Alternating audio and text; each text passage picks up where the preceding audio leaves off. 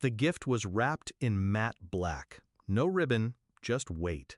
He slid it across the table with a grunt, his eyes heavy with everything he wouldn't say aloud. "Happy birthday," Grandpa said. I didn't open it then. Didn't need to. I already knew.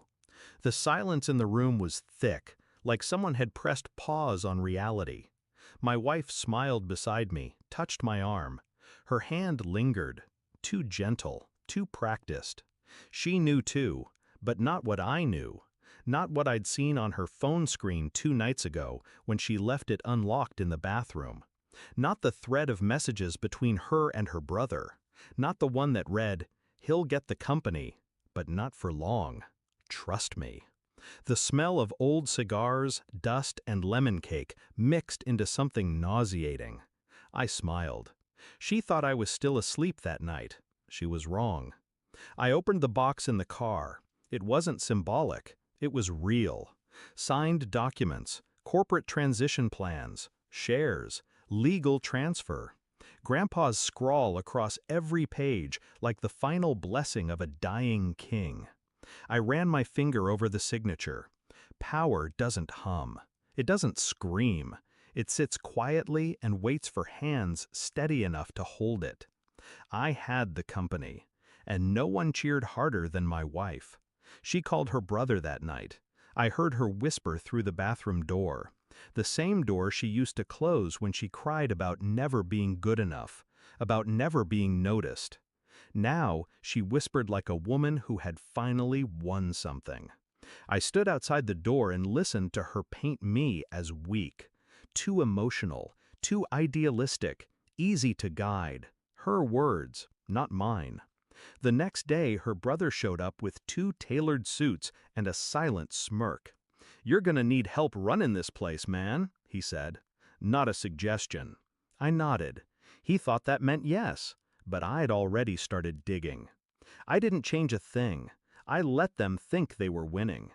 His name started showing up on minor proposals, then meetings, then board memos. She made excuses. "You're so busy, it helps to have him around." I let her talk, let her think she still knew how to manipulate me. I hired a new assistant, quiet, surgical, loyal only to me. He tracked every meeting they held without me, every email they forwarded to each other, every name they added to the future restructure documents. They were trying to force a vote, slowly, strategically, sloppily. I stayed silent, but silence is never passive. It's a scalpel. One night she left her laptop open, a slideshow of future roles, her name as CFO, her brother as interim CEO, my name gone, just 3 dots where the founder's grandson used to be. I watched the screen flicker while she slept beside me. Her breathing was soft, like nothing could touch her. The vote was scheduled for a Friday. They thought I didn't know. She kissed me that morning, made coffee, even complimented my tie. Scripted affection, rehearsed betrayal. I let the day move, let them sweat in the boardroom while I arrived 15 minutes late, documents in hand. I didn't speak. I placed the papers on the table and slid them toward her brother. His name, highlighted, appeared on every unauthorized correspondence. His edits to the bylaws, her signature on confidential access requests, all time-stamped, all illegal. Her eyes twitched before her mouth did. I don't understand." I said nothing, just watched her brother scan the papers. Then pale. A quiet board member cleared his throat. Another scribbled something down. She reached for my hand. I pulled it back. I stood. "There won't be a vote," I said. Not loud, not aggressive, just final. I slid a second envelope to the legal advisor.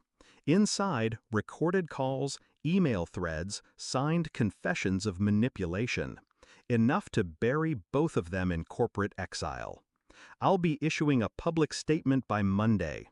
Any further involvement from non-board members will be treated as hostile interference."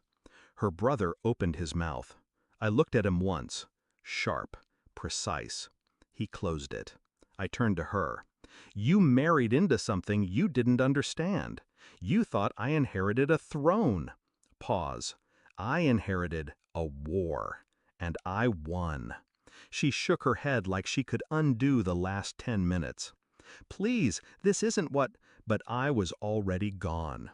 That night, I poured one drink. Not to celebrate, not to mourn. Just to mark the end. Grandpa used to say, power doesn't change people. It reveals them. Turns out, love does the same. She wanted a king she could crown. What she got was a ghost with a ledger. She moved out 3 days later. Left her wedding ring on the counter. A little gold circle full of lies. I didn't touch it. Didn't need to. I already had what mattered. And she'd spend the rest of her life explaining how she almost had it all. Almost. The throne wasn't given to me. It was bait. And she took it.